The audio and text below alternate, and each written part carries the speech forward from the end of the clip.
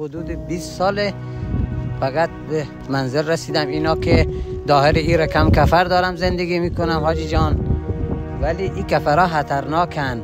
اگر چنانچه یه آتش سوزی بگیرن همه مردم تلف میشن.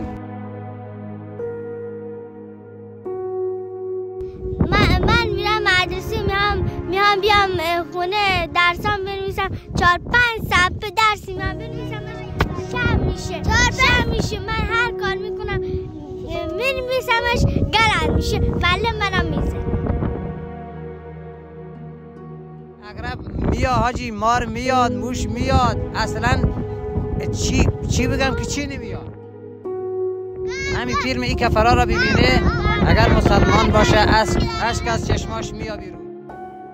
هر که توانش شد چند تا در خونه برای این مردم بسازه.